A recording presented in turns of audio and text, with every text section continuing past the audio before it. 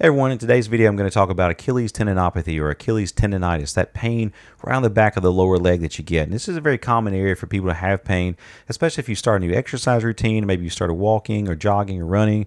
Maybe you've changed your shoes that you're wearing, and maybe it's summertime and you've gone from a very supportive shoe to more of like a sandal or a flip-flop type shoe.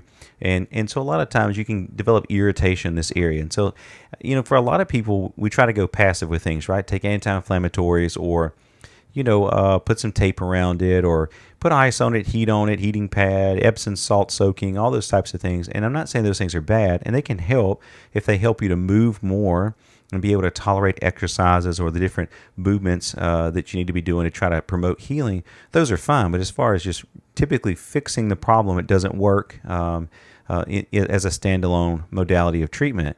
Now, there are some people that are just going to be really fortunate, and it was going to get better anyway, and so it didn't really matter what they did. It just got better. And so if they, let's say during that time, they believed that if they did 100 jumping jacks a day, it was going to fix them and they got better, or if they were going to eat oranges every day and they got better. I mean, they could say like that maybe that was the issue, or maybe that was the thing that got them better. But based on research, that you have to load the Achilles tendon. We got to put it under a tensile load. Even if your calf muscle is really, really strong, right? The gastrocnemius, the muscle underneath that, the soleus.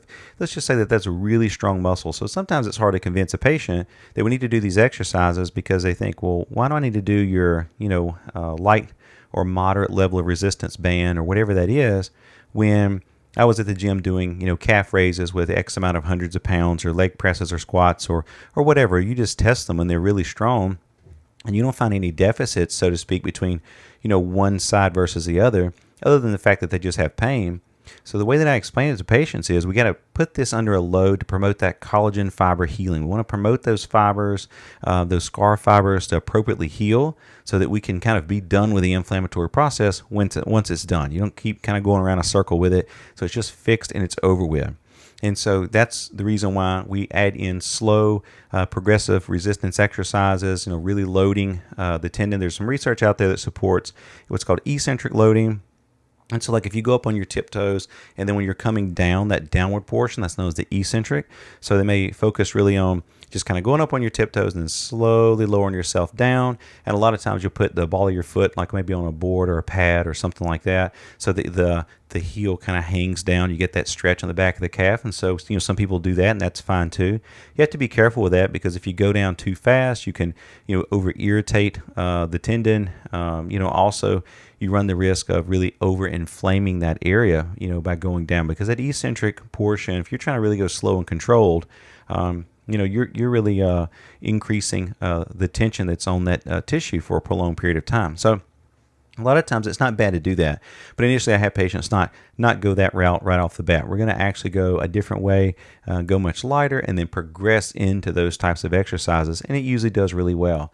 Again, I'm not a fan of just throwing a bunch of heat on it and just relaxing for however long, or icing it every day. So you can get into the heat or ice debate. There's a lot of research out there that kind of speaks negatively towards ice. And so I always tell patients, they ask me, say, Chad, should I use ice or heat? And I say, well, whatever feels best to you, honestly, especially after that maybe initial 24 hours or 48 hours or something like that. I don't really care either way. I just tell patients, if the ice makes it feel better, put ice on it.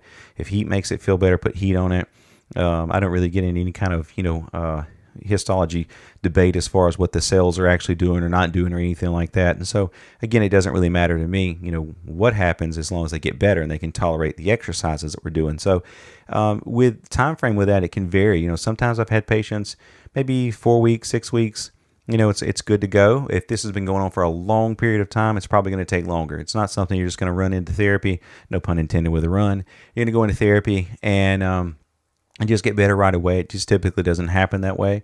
A lot of times people ask, well, should I stop maybe some of my walking? If I'm exercising, I'm walking, should I stop doing that? And honestly, a lot of times I say, let's just modify what you're doing. We'll either change one of three things. We're going to either change intensity, frequency, or duration. So I like to change at least one of those, sometimes two, just depends on how inflamed things are and how much things hurt. But I like to try to change at least one of those things. So we can back off on one, or maybe back off a little bit on all three. continue to do what you're doing. That way we don't end up in this situation of this almost like kinesiophobia. So you're afraid of moving or doing certain things because it's going to hurt.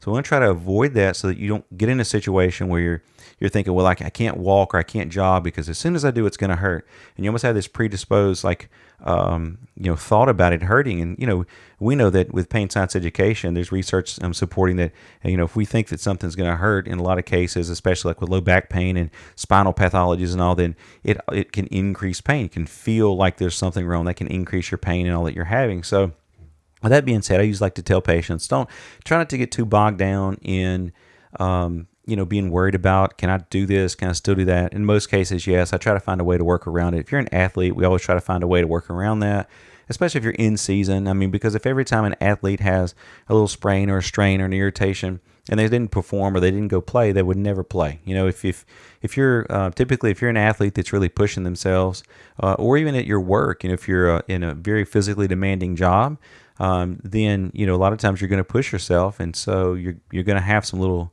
tweaks and things that come up, and so you want to make sure that we're still moving and doing the things we need to be doing and not completely avoiding everything, right?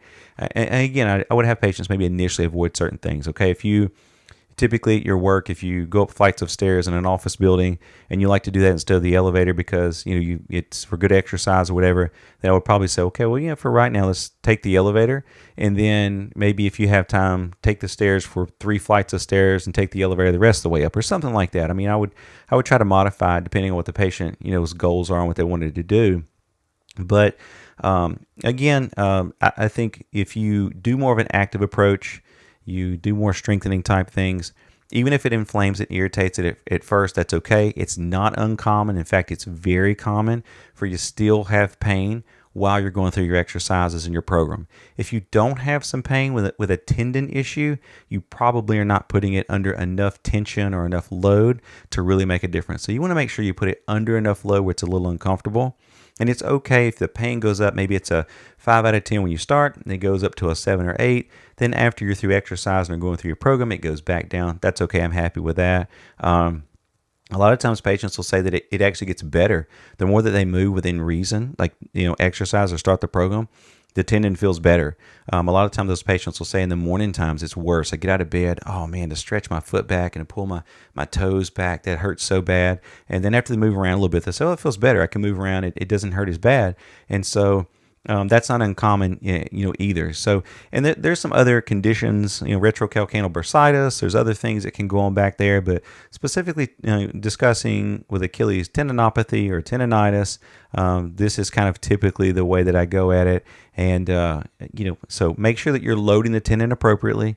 You can do your stretches, you can do your soft tissue work, and you can use your massage guns, you can use your scraping tools, your, whatever you want to do. But at the end of the day, make sure that you're still loading it, you're exercising, putting that tendon under a load, and then going through your stretches and all those kind of things every day as well. So I hope this video helps, guys. Make sure that you hit that like button and subscribe, and we'll see you next time. Thanks so much.